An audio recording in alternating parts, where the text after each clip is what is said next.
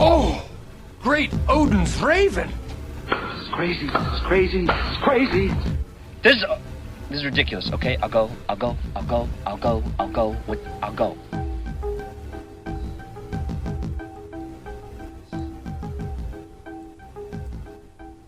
Hello, everyone, and welcome to Film Pulse Weekly, episode number 5. My name is Adam. With me, my partner in crime, Kevin. How you doing there, Kevin? Not too bad. Today we have a fantastic show for you. We're going to be having Ryan back with us to tell us about a little-known movie we had him watch called Adventures of Power. And later we're going to be talking about censorship and the MPAA.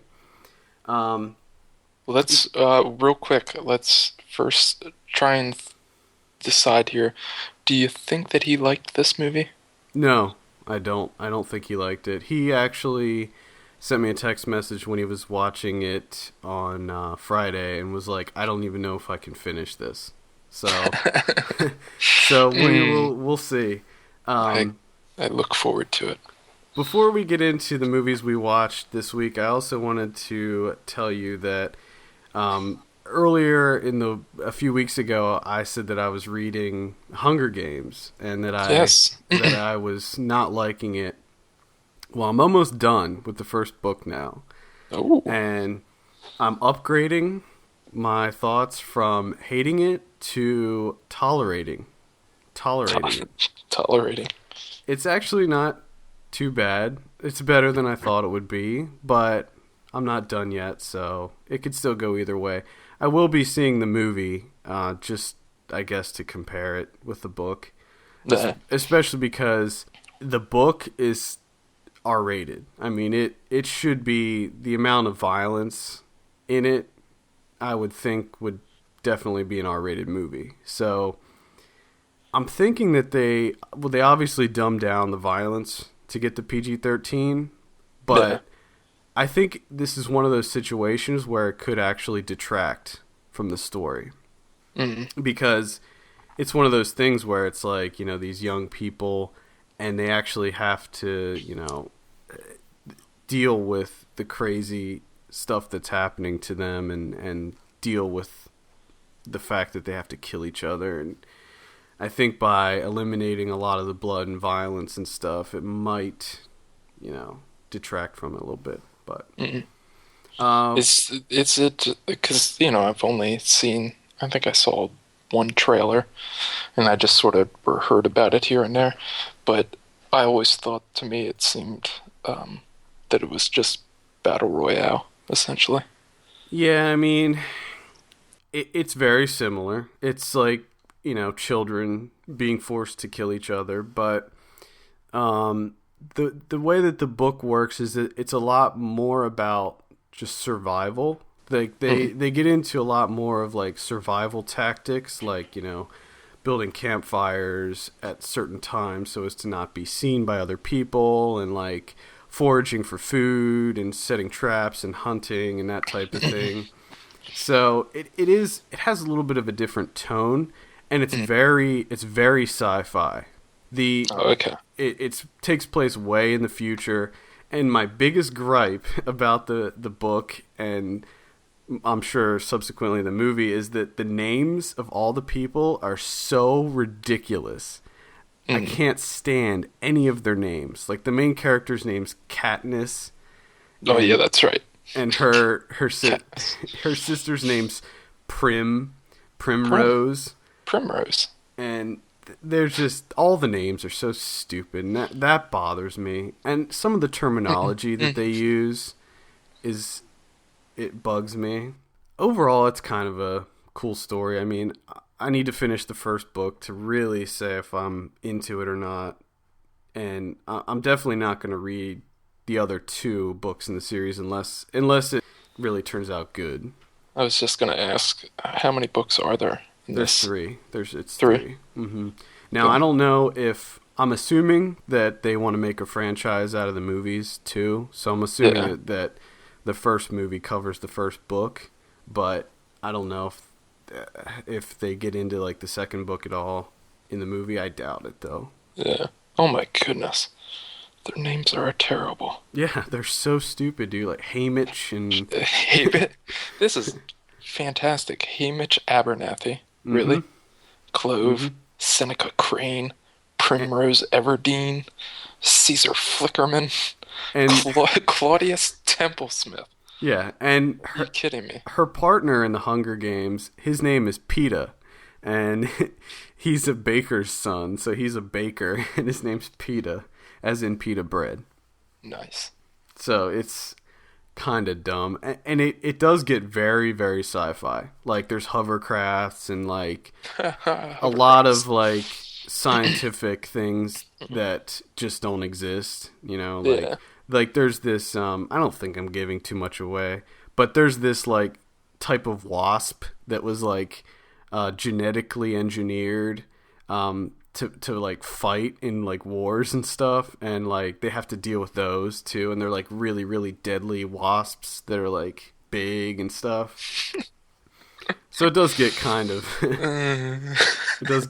fanciful. Nice. And there's one thing that I'm not going to watch this movie, and I think you remember this. I cannot stand Lenny Kravitz. Apparently Lenny Kravitz is in this movie. Yeah, he is. I don't know which character he plays. Cinna. Oh, he plays Cinna? Okay, so Cinna is the like stylist that is charged with fixing up Katniss to make her look good for the Hunger Games. Like each tribute, they call them tributes. Each tribute gets their own stylist that makes them look good. Nice. And yeah, so I don't know if he'll be in it very much, because I'm assuming that, because in the book it's like you're like 10 chapters in before they even get to the Hunger Games, so I'm pretty sure that in the movie they're gonna go through all that stuff pretty quickly. Yeah. So let's move on to movies we watched this week. What's the first movie we are talking about today? I was going to just mention something real quick because it sort of ties in with how we can't stand names like this, because that's one of my biggest things. I just, for some reason, I can't take like a director or an author seriously when they have such ridiculous names for their characters. Which brings me to, I got to see a little bit of Restless. Ugh. Yeah, and number one, I never wanted to see this movie to begin with because the main character's name is Enoch. Mm-hmm. Which, come on. And then, of course, I sit down. I see, first there's Enoch, which I'm already not happy about. And then there's a character called Alger. Yeah. And it's just, come on. I really hated that movie. Please. If you're curious about Restless, we have a review for that on the site. Not worth seeing. It's, I'm sick of these like hipster indie films that, with these kids that are like wise beyond their years, and it's just unbelievable, and just I can't stand those movies. I'm just thinking of Gus Van Sant sitting around like, I gotta think of the most pretentious names I can think of. Enoch. The character's name will be Enoch. I'm tired of him making those kinds of movies like Elephant and Paranoid Park and all those like teen drama, How old are you? I feel like he's trying to be like Larry Clark or something. Like he's a more family-friendly version of Larry Clark. Could be. Yeah, oh my god, I thought that was pretentious shite. I absolutely hated it. Yeah. Hated it. One movie that we both saw this week was This Must Be the Place, the new Sean Penn film. Fantastic. Yes, very good. So you did like it? You did like it? Yeah. I loved it. It was just... It's such a great story.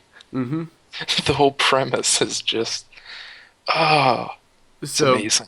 basically, Sean Penn plays this aging rock star. He looks exactly like the dude from The Cure. Yeah, it's he pretty much plays the Yeah. lead singer of The Cure. I think his name's like Robert Smith. Yeah. And Sean Penn's character's name is John Smith. And basically he's just kind of bored with life. He just kind of lives day to day in his multi-million-dollar freaking castle mansion.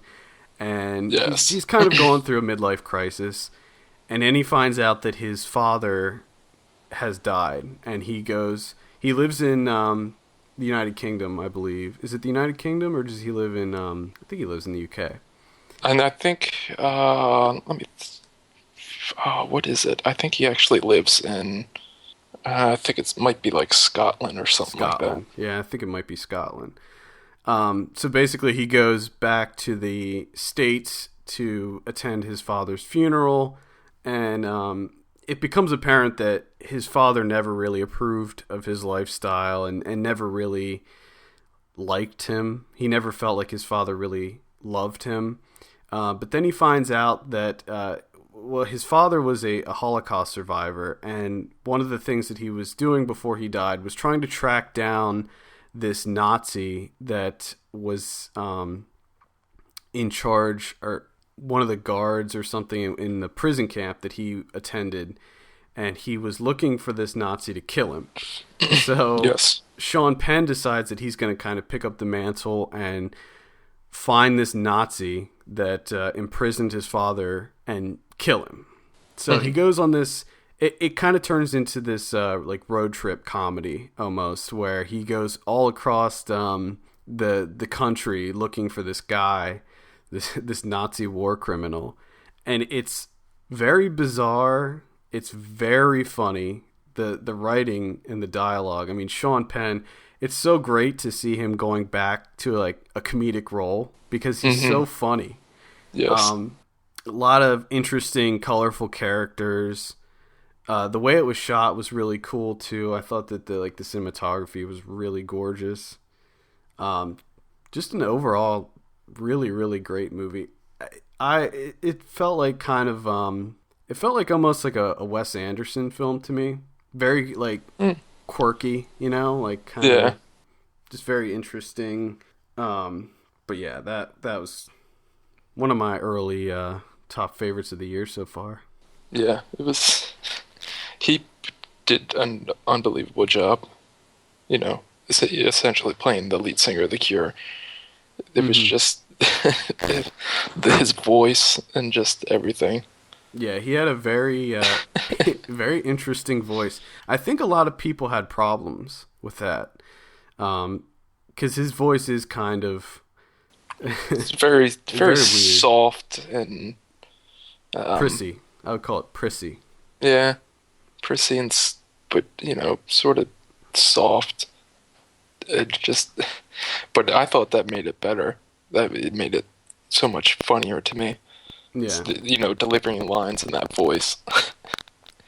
Yeah, and it was just a great character. I mean, that character was, and one thing that I mentioned, I don't know if I mentioned it in our review or not, but it wasn't like, most of these movies about rock stars or aging rock stars, they always kind of play not great people, like people that you wouldn't really want to hang out with. Like, they're always like drug addicts or alcoholics or like womanizers, and they don't really care about anybody but themselves.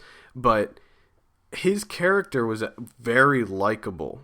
Like, it was, and in fact, all the characters in the movie were very likable. Frances McDormand plays his wife, and she's great. She's just phenomenal. And this was just an all-around must-see. Just a fantastic movie. Well, let's move on to our next segment, Ryan Watches a Movie. This is Ryan Watches a Movie, where we get our friend Ryan to watch a movie and report back to us on if it was good or not.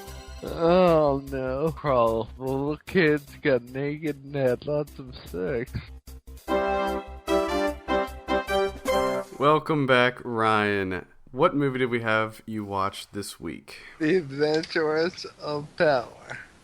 Adventures of Power. We picked this in honor of Tim and Eric's $1 billion movie. We had a tough time picking out a movie this week for you. The loosest connection possible. Tim and Eric are supposedly in this movie. Are they even in the movie, Ryan? I don't know, because like I told you, I don't even know what they look like. I never watched that show. I think it's just Eric Wareheim. I don't think Tim is in the movie. Well, if you look on Rotten Tomatoes, they're both listed in this movie. What? But if you look on IMDb, neither of them are listed. What this get on Rotten Tomatoes by out of curiosity? Got a 28%. So let me just go over what this is real quick. Then we'll listen to the trailer. Oh wait 1 second. He is on IMDb's. He plays a character named Money. That's Eric Wareheim. Okay. Plays Money. I don't remember them being listed, because I remember being confused about that. So we're talking about Adventures of Power. This is a movie that came out in 2007, directed by Ari Gold.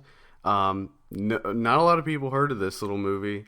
The IMDb synopsis says, in his quest to become the world's greatest air drummer, a small-town dreamer must overcome obstacles and ridicule to save the day.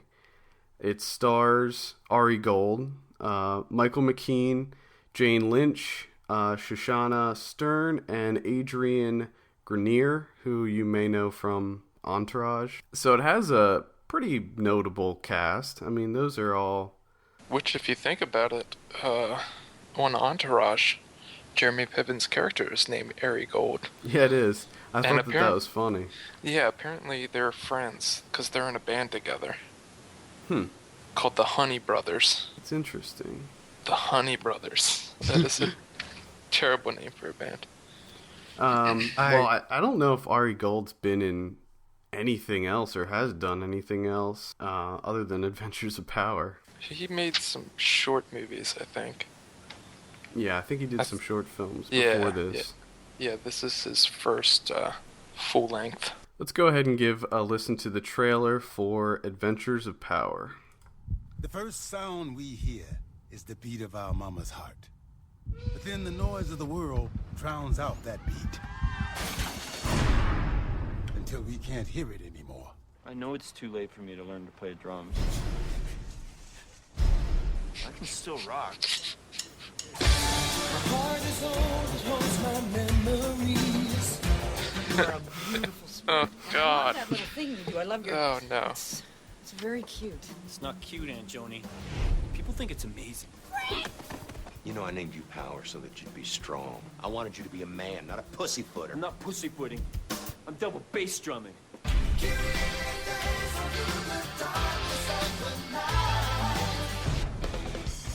Stop.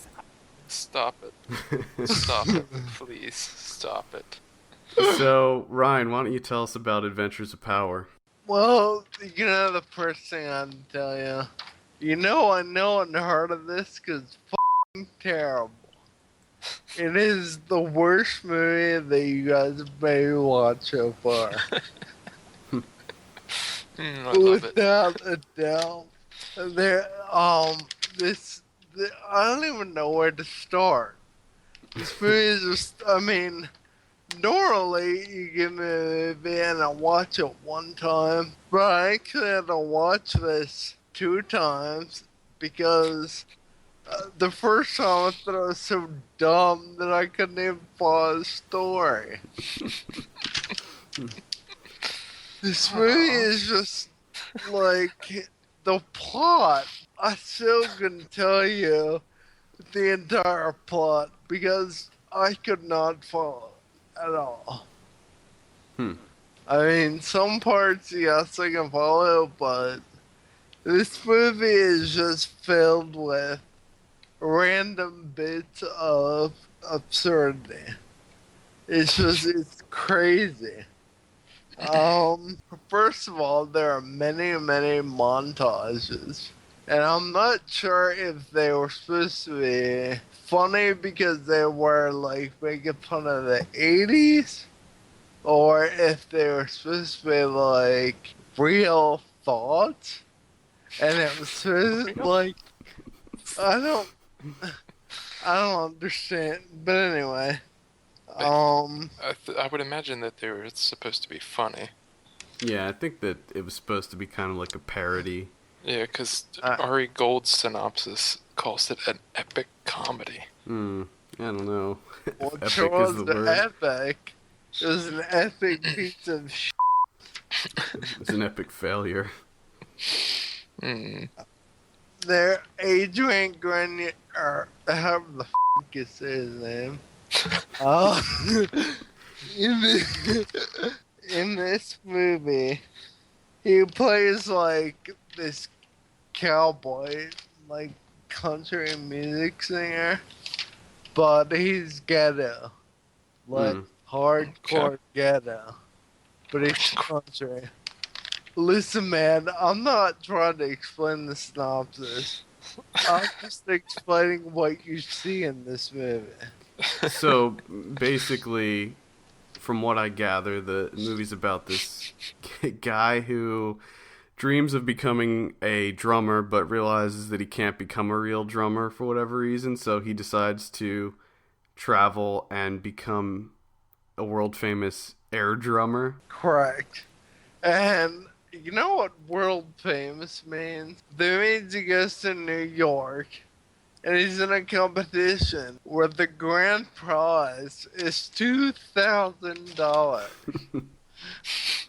Now, does he go to this competition? Is this like money to save his parents' house, or you know how they usually do that, where he like saves the town or something? Or is it just $2,000 for nothing? In the beginning, the movie starts off with him working with his dad at this power plant. And he gets fired and his dad walks out.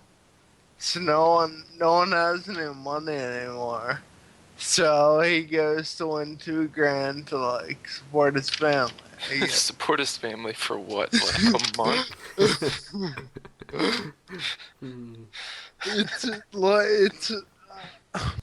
This movie is worth watching only to understand what I'm talking about. Because I know it probably sounds random, but it's I don't know. I don't know how this movie went before. What do you call those? Opinion. There's opinion boards. What do you mean? Like a test screening, or? Yeah. Well, maybe it in their didn't. right mind said, "Yeah, I think this is good. Let's put this out." Well, I knew that it was something special when I could not find a copy of this on DVD anywhere I looked.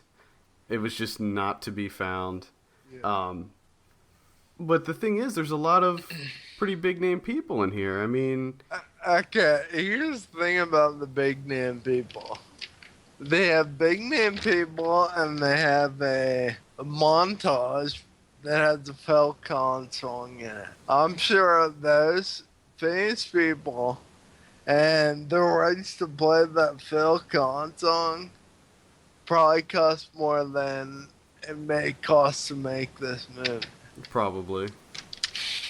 Well, yeah, I'm reading on IMDb. They have here that the budget is estimated at $2.5 million, and it grossed a whopping $17,000. Oh God! No wonder we haven't seen any more of Ari Gold. Unbelievable. Apparently, he was in the movie Another Earth.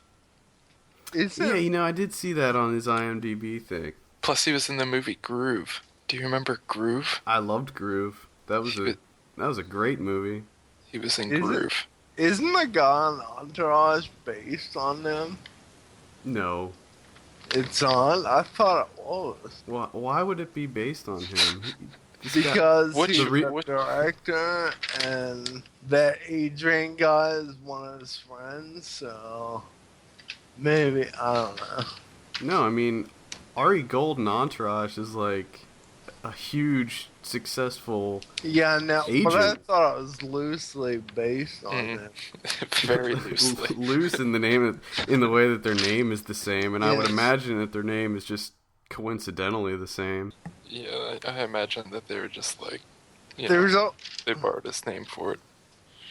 there's also parts in this movie, many parts, they're ripped off from other movies. Like, there's You a mean scene homage? where they steal the song from Wet Hot American Summer, and it's a scene that is exactly like Top Gun, but, and yes, I said that correctly, but it's not Top. They're ripping away, like, oh, it's ridiculous. So, what's the verdict out of 10? Fucking negative 5,000. Whoa. That's a big step from the -5 you gave, was it? We give Krull a -5? That movie is at least bearable for me to watch. This movie, like, seriously, there were 2 reasons I watched this. Number 1, because you asked me to. And number 2, because I watched it twice in order to find out what was going on. But I'm not. It's terrible. Apparently, it says on IMDb that it's playing on TMC. It apparently plays on TV. That's weird. Well, isn't the Adrian Grenier character he's a country guy, so maybe that's why. He's the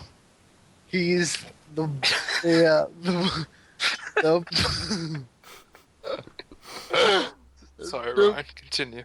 the boss of the father in this movie. The boss is Adrian Grenier's dad. Oh, okay. Gotcha. So they're like sons of, like, Michael McKean is the father of Ari Gold, and then some other guys the father of Adrian Grenier. Yeah. And that's how they're like linked. That's still Yeah. stupid. And Jane Lynch plays the mom, right? She plays, like, her name's Aunt something. She's the So dad. oh, okay, so she's an aunt. Well, it says here that it came out on DVD January 25th, which is funny because it came out in 2008. So it's just now. Yeah, I don't think it had any money to, like, support it. No, not when you've only grossed $17,000. If anyone bought this movie on DVD, they deserve to be punched in the face. Well, I think it probably had... People probably got it for the stars that were, headlining it. To me, it looked like Hot Rod. That's what it looked like to me. It's sort of, I don't know. Ryan, you said that you looked on Wikipedia and it won some awards? Yeah. What does it say? What does it say it won on Wikipedia? It won 3 awards. Oh Lord. Oh Lord. 3? Okay. Mine says 7. 7. Wow. Under awards on Wikipedia, there's 7 lists. On IMDb, they won the jury prize for Fort Collins Tri-Media Festival. Okay. Audience award for the Memphis Indie Film Festival. And the audience award for the Val Film Festival. Okay, so basically what happens... It won Best Comedy at the Philadelphia Independent Film Festival. Yeah, all big-time festivals. So what happens is there's these little city film festivals that they have, like, all around the country, and they get very, very slim pickings when it comes to movies. So... Yes. Like, apparently Sundance Film Festival, it won an award for that official selection That just means they played it. Yeah, official selection means that they played it, and that was probably just because of the stars that were in it. All right, Ryan, you have to give it a score out of 10. What is it? I'm gonna say 1. 1 out of 10, lowest score. Lowest score so far. If anything ever, seriously, I watched it with a friend today, and he told me this is the worst movie I've ever seen in his life. Nice. And I'm pretty sure I feel the exact same way. Well then. With that being said, keep a lookout for it in our store. Yeah, if you want to see Adventures of Power, check it out in the store. We're going to sell it. Thanks for being with us again, Ryan. We already have next week's lined up for you, so... It's going to be Adventures of Power 2. Yep. It's the even lesser known sequel. It's actually a prequel. And a reboot all at the same time. It's a prequel and a reboot. Did it gross like $35 at Queens Gate Movie Theater? Yep. They actually when they screened it the opening night, they made the cast and crew pay to go see it, and that's how much it grossed. Okay, that wraps it up. Thank you again, Ryan, for being with us. Yep. And we will see you next week. See you later. Thank you again, Ryan. I'd like to take a minute to talk about Amazon. Amazon. We love Amazon at Film Pulse. We buy all our stuff through Amazon, and you should too. More specifically, you should buy your Amazon stuff through our site at filmpulse.net. Click on the banner in the top right, and then just shop as you would normally. You'll be helping out the show, and we greatly appreciate it. You can also go to our Film Pulse store and check out some of the DVDs and Blu-rays that we've been talking about throughout the week, and some of our favorite picks. So definitely check that out. With titles like Navy SEALs. Navy SEALs. Buy Navy SEALs. Impress your friends. I did it today. Again, I bought something through the Amazon banner on our website. Oh, there you go. Yeah. I buy everything. I buy everything through Amazon, and they have like so much stuff. Yes, it's the world's biggest flea market. Yeah, and it's like so cheap too. That's what I love it. It's awesome. Let's get into this conversation about the MPAA and censorship in film. Now, this is something we decided that we wanted to talk about this. We thought that it was relevant because of this big controversy that's happening with the Weinstein Company and the MPAA over their new documentary, Bully. If you've been going to the site, we've been talking about this a lot on the site and in the daily podcast as well. Basically, if you don't know, Bully is this documentary about high school bullies, and it was given, when it was submitted to the MPAA, it was given an R rating. This shocked and appalled the Weinstein Company. They immediately appealed. The appeal got overturned by 1 vote, and it was still given the R rating. So, as a result, Harvey Weinstein threatened to pull away from the MPAA. Now, basically what this means is the Weinstein Company produces a ton of movies, a lot of movies. And if they pull away from the MPAA, that means that they will be distributing all their movies unrated. And that's pretty much the kiss of death for any film. So I don't know where that's going to go, but the film was rated R for bad language. The argument here is it's a documentary about bullying and to help kids that are being bullied to cope with it and to try to get help and to try to, and it's a movie for bullies too, I would say, because it's letting them know how the way that they treat people and the effect of that. And that they, so it's a very inspirational story, but at the same time, these kids are not going to be able to see it. No. And that's a big issue. It blows my mind. Yeah. Because of 6 expletives. Yeah. Because they swear 6 times, it gets an R rating. And to really be able to talk about this, you kind of have to understand how the MPAA works. Basically, the MPAA gives a rating based on a set of guidelines. The content of the movie doesn't matter. The content is completely irrelevant.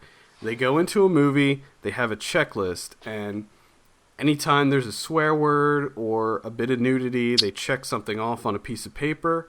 If it has more than one, like, F word, they slap it with the R rating. That's it.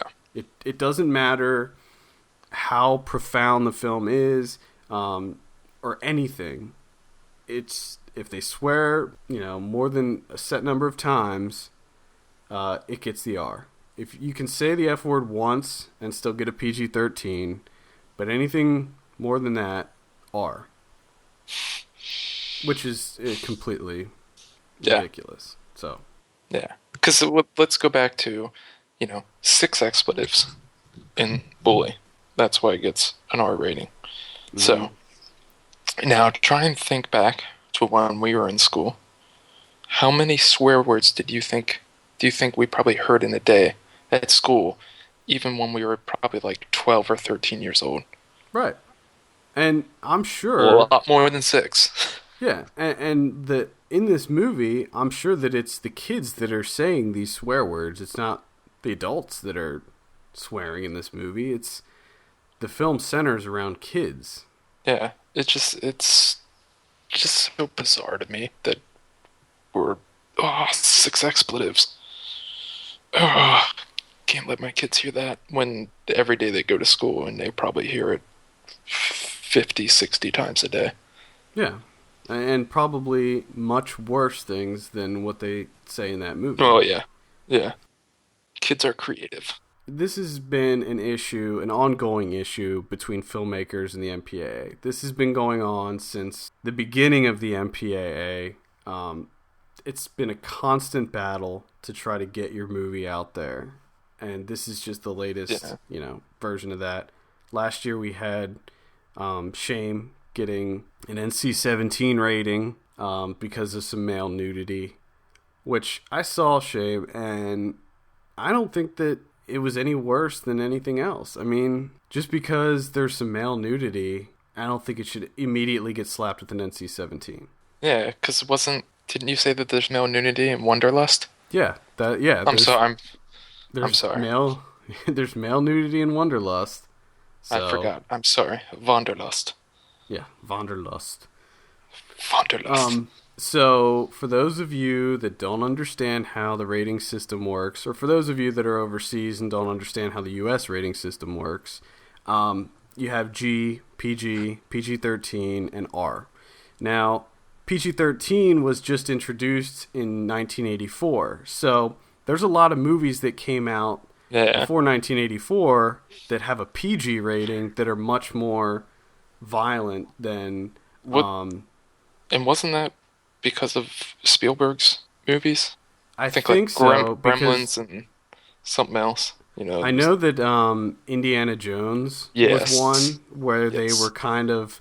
Because before this, it was like either PG or R. So it's like... With Indiana Jones, I mean, it's certainly not R-rated, but there was, I think it was in... I can't remember which Indiana Jones. I think it was the first one. Was it Temple of Doom? No, well, there was that scene in Temple of Doom with the heart, the heart ripping. But in because wasn't it they introduced PG-13 like, and would you say 1984? Yeah, 84. So I think that would have been.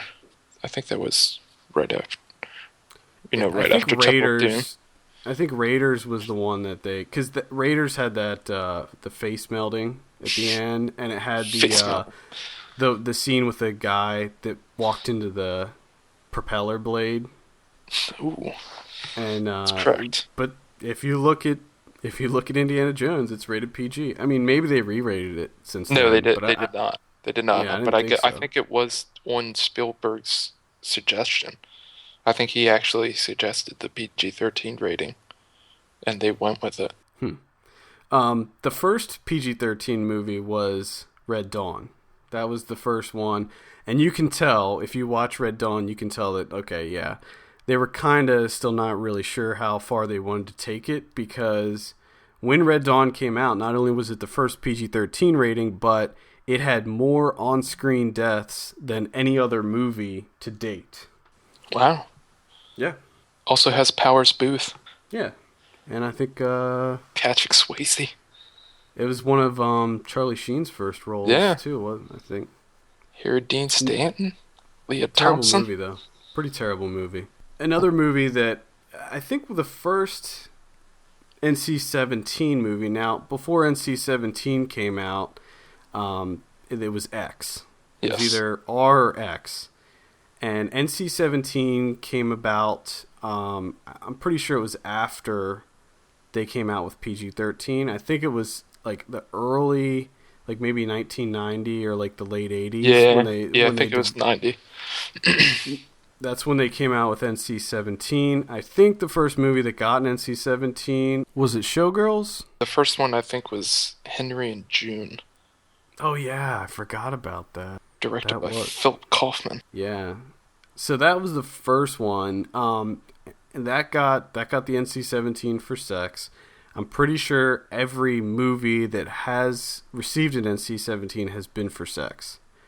There's been no NC-17s for violence, and certainly not for language. Although I remember when Clerks came out, there was some controversy over that, because they tried to give it.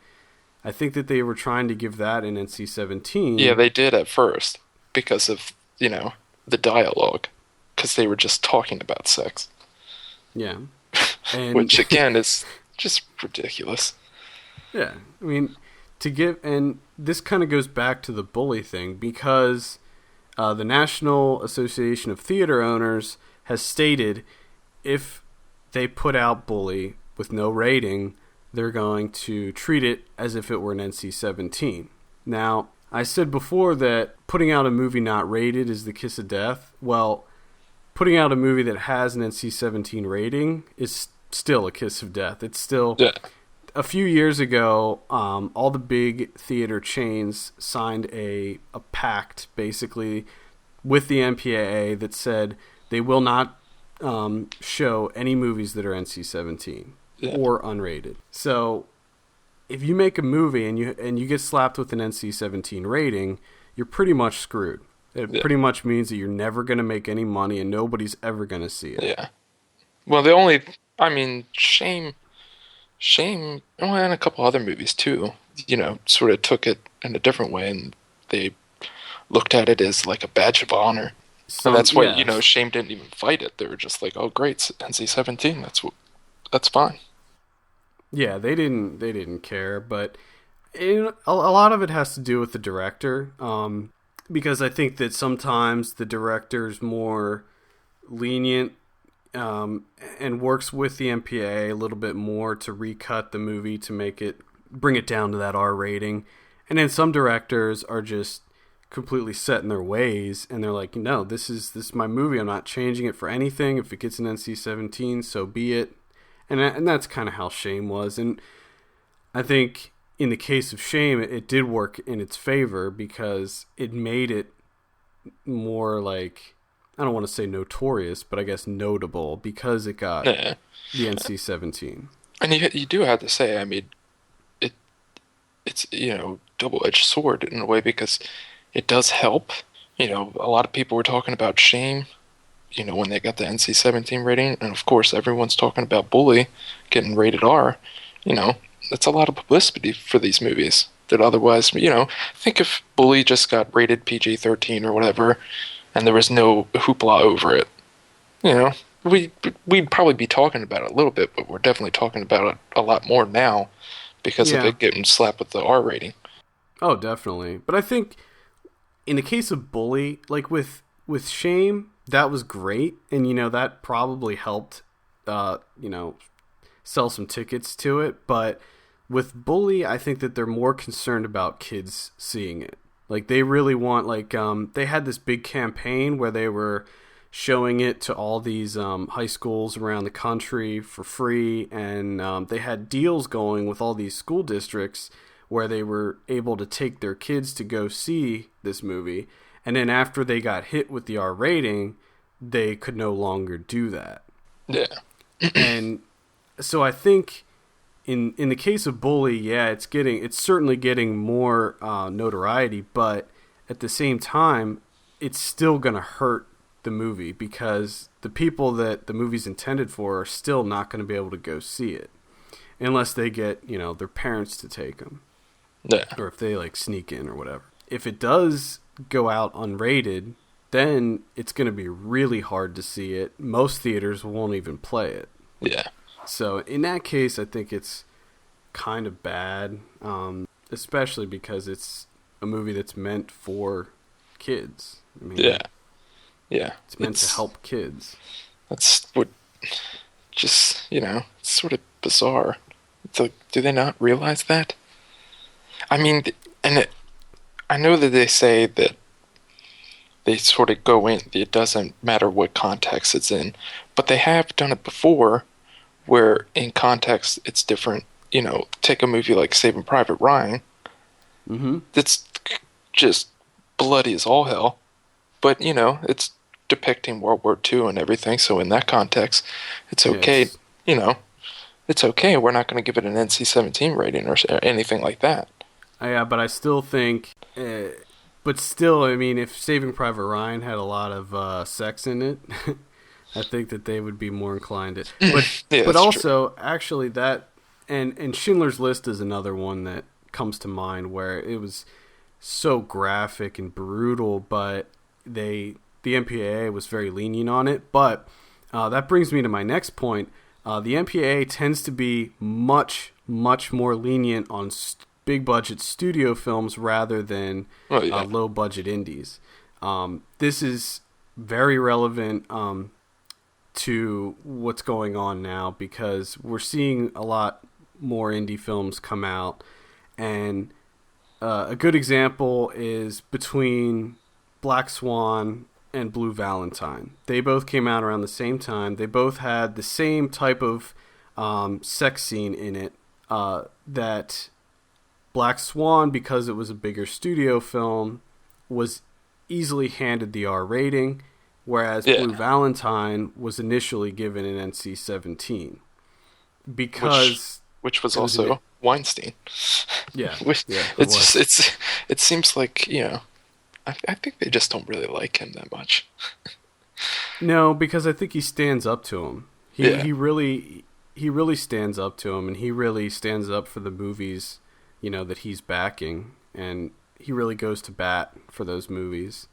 But anyway, after resubmitting it and appealing it, Blue Valentine eventually did get an R rating, but it was a battle.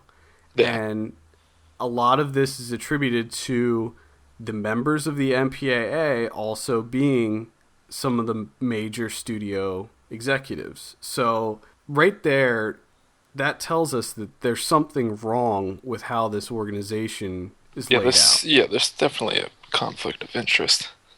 You can't have somebody that's a studio executive be the one who's basically deciding the fate of a movie. Yeah. It's something that should not happen. Yeah, because, they get to rate their competition. Yeah. And essentially. It's really, really bad. I don't understand how they can let this go. And there's a lot of people that are speaking out against the MPAA, saying that they're a monopoly, and I certainly agree with that. I think that people don't realize how much power the MPAA has. It's much more than just like a parental guide, for rating a movie. There's so many movies that have to be cut and recut and edited to conform to their standards that a lot of the movies that we see aren't even what the director intended. But it should be noted that before they signed their little agreement and everything, it's completely voluntary. Yes, that is voluntary. You don't have to send your movie into the MPAA and get it rated, But like we said, if you don't do it, you have a really hard time distributing the movie, especially when you're talking about big time chains like AMC and all the other Regal, all the other movie theater chains in the country. They're not going to show it. Actually, since you mentioned AMC, I thought that this was. I just thought of this. They broke their pact with the MPAA last year and released the remake of I Spit on Your Grave, which was unrated because they, if I remember correctly, they submitted it to the MPAA. The MPAA gave it an NC-17, and then they decided to distribute the movie unrated. Yeah. And AMC agreed to distribute it in its theaters. And it also last year released Hatchet 2, which was another horror movie that was unrated. However, they played it for 1 or 2 days, and there was such an outcry to get it pulled that they had to pull it from all their theaters. Mm-hmm. Because they put it out, it was unrated. Now, I saw Hatchet 2, by the way, and the remake of I Spit on Your Grave. And they were both bad, but like Hatchet 2, to me, that probably could have gotten an R rating, but I Spit on Your Grave, I mean, just think about the title. It's yeah. It was pretty intense. Yeah. It's also crazy to think of like old Disney movies that we grew up with. Mm-hmm. That are rated, PG, and they're considered, that's what you show kids.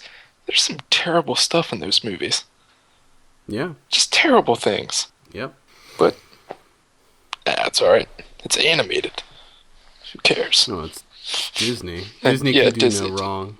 Yeah, I mean, it's just, and you look at other countries, you look at other rating systems in other countries, and historically, other countries favor rating violence much more harshly than sex or language. Yeah. And in fact, I mean, in other countries, they don't even really rate language, unless it's, and they're much more focused on content rather than quantity of, breasts or, swear words. Yes. They're much more focused on what the film stands for.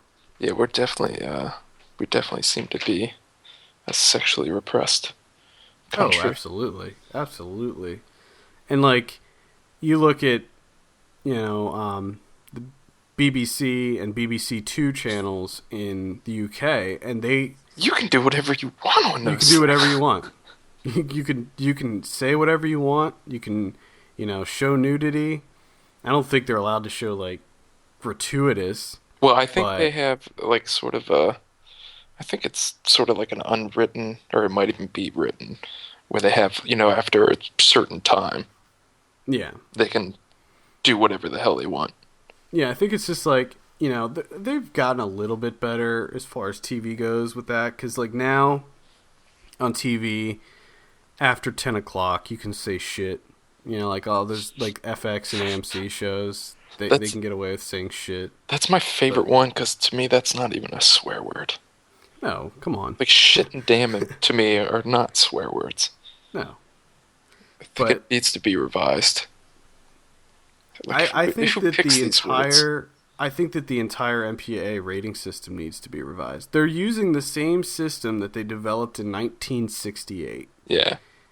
And another thing, I just thought of this because I was thinking of, swear words and stuff, is if I don't know if you've ever seen Patton Oswalt do his bit about,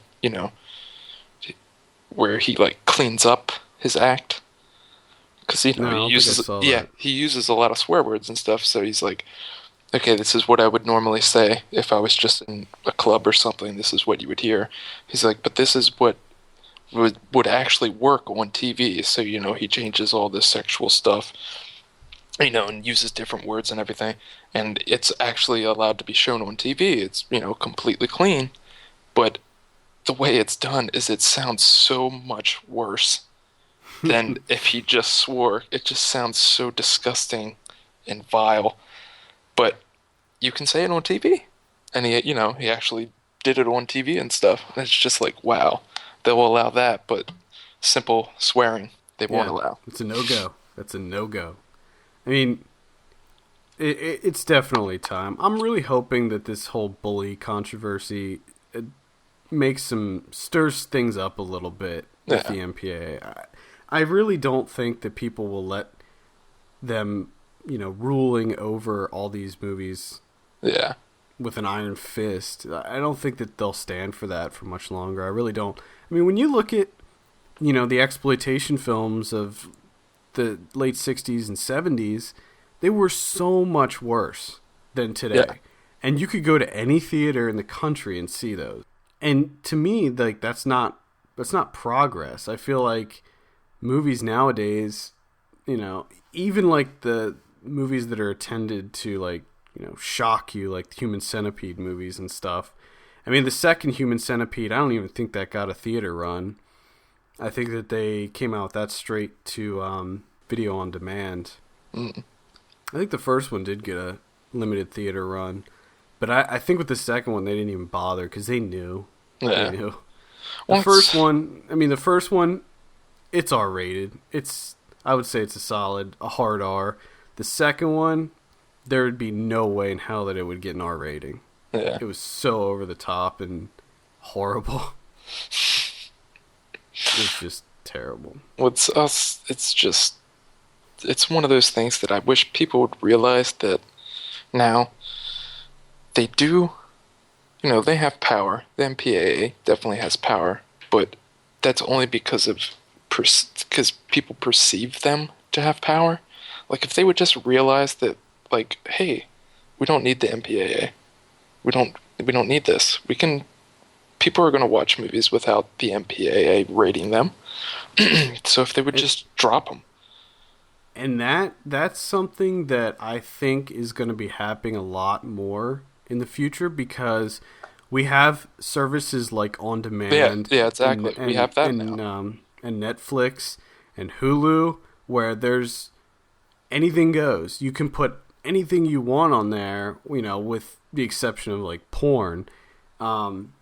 But I think On Demand, you can watch porn on demand too. But you can put your movie out. You can watch Human Centipede 2 on demand, no problem. Yeah. So I think that eventually what's going to happen is, and it's already happening, people aren't going to the theater as much anymore. No. It costs a lot of money. It's a hassle, And like we always say, it sucks a lot of times. The people in movie theaters are, a lot of times, I hate to say it, they're assholes.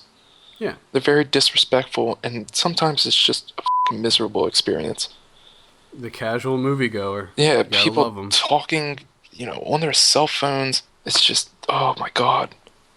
I can't stand it sometimes. Yeah, it's a nightmare. Especially if you go to, like, midnight showings of movies. When I have to go to, like, a midnight showing to review a movie, it's always terrible. If it's like open to the public or whatever, it's so bad. And I think that I really do think that things are going to change with that because theater attendance is going to keep going down and people are going to start realizing like something has to be done with this. And I think if anything, the MPAA should be switching it up a little bit, getting some more regulation in there. Yeah. Another thing that I don't know if you've heard about this at all, but, Louis C.K. a little while ago, did a show at the Beacon Theater, and he filmed it himself and everything, and he just put it out on his website, $5, download it, you can watch it, he even said, you can copy it, give it to your friends, he just wanted to see how it would work, how much money, would people actually pay right off of his site. Yep. He made a shit ton of money off of this. He made $1 million. Yeah. Yep. He got $1 million, probably more by now, but he got $1 million in like the first. I think it was out for like less than a month, and he got $1 million. He ended up giving a lot of it away. He gave like a ton of it away. Yeah, he gave what I think he said, or it says here, the first 250,000 was, essentially to pay for what the special cost him to produce and everything. The second was going to, his staff that helped him do it, sort of like a bonus, and then the third was 280,000 that he gave out to like 5 different charities. Yep. And then he kept like 220,000 for his family and stuff. So if anything, that is proof that you can put stuff out there that is completely independent of a record label or a production company or distributor, and you can make it work. Yeah. I mean, he's probably going to do that for everything now, and he'll make a ton of money. Well, a little bit after that, Jim Gaffigan came out and said that that's how he's going to do his next special. He's just, going to do everything himself and just release it on his website. Yeah. Which I think is genius. Yeah, I mean, it cuts out the middleman. They still make a ton of money from it. I mean, I don't think Louis C.K. had any idea he was going to make that much from it. But people see that, and they see that they know that $5, not only is it going to be well spent, because they're going to get like a 2-hour special that's got like new, that's good, but it's also going to go right to the artist. And I think that people like that. Yeah. And I like the idea of being able to spend $5 and own something, rather than paying $15 to go see a crappy movie. Yeah. And that's the other thing, sort of, even Tim and Eric, had their whole campaign to not have the movie be pirated and everything. And I was definitely more sympathetic towards them because, I see them as actual artists. They made this, they took the time, it cost them money, and they just want to try and recoup some of that money. They're trying to make a living, so when you see them out and talking about it, it's like, okay, yeah, these are real people. Did you see all the celebrities that signed the petition that they're going to go see the Tim and Eric instead of the Lorax on YouTube? The Paul Rudd one was so funny. Yeah, those are good. Definitely check out Tim and Eric's $1 billion movie if you haven't. Really good. Yes. Little plug for Tim and Eric there. You're welcome, guys.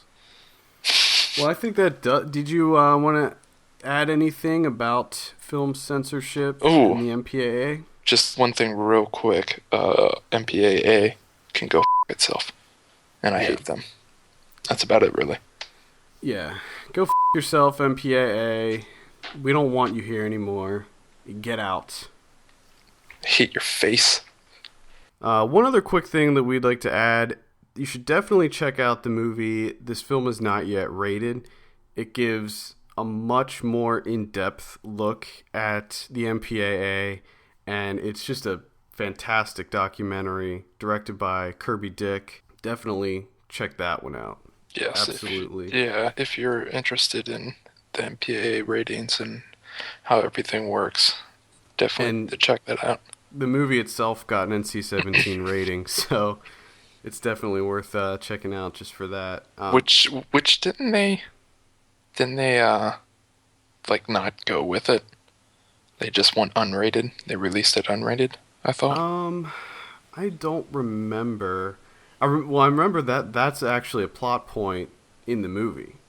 Like they, throughout the movie, I guess when he has the rough cut done, he documents the entire process of submitting it to the MPAA, getting it rejected, all the phone calls that he has to go through. Yeah, that's right. The appeals, all that stuff.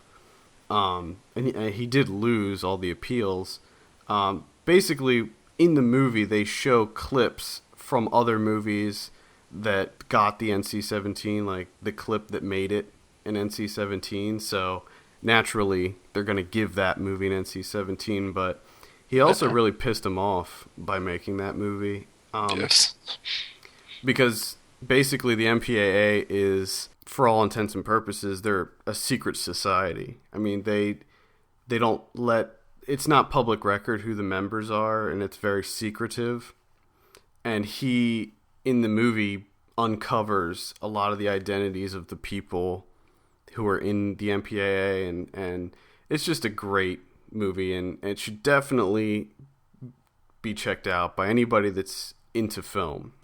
Yeah. Especially if you're like an aspiring filmmaker, so you can kind of see how the process works and what you're going to be up against if you make a movie that's anything risque. Yes. Okay, I think that wraps it up for another thrilling episode. As always, we welcome your feedback and comments. You can email us at podcast@filmpulse.net.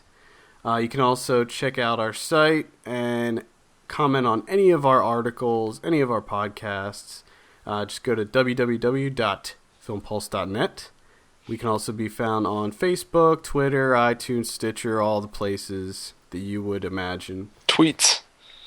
Send us a tweet. Tweets. Join us next week when we will be back with Ryan making him watch another movie, which, by the way, I already picked out. And what is it? I'll tell you about it at the after we're done recording. We needed to have I want to have sort of like a contest to see how long it takes until he watches a movie that he actually likes. Like how many movies in until he actually likes one. And I actually thought he was gonna like Adventures of Power. Well, I'm surprised to look back at, because I'm also thinking of doing this. I think we need to make sort of like a list on the website and just have like little snippets, write out what just like a quick synopsis or what his thoughts were on the movie. Just sort of as like a database of everything. And it's funny to look back and to see that I think the movie that he liked the most was a Serbian film. Yeah. Out of all of them. It was. I think it was. I mean, certainly that... Honestly, though, that was probably the best, the most well-made of all of them so far. I really think that it was. But... we'll see. I can guarantee you next week's film he will not like. So fantastic. That does it. That's a show. My name is Adam. I'm Kevin. And we will see you tomorrow.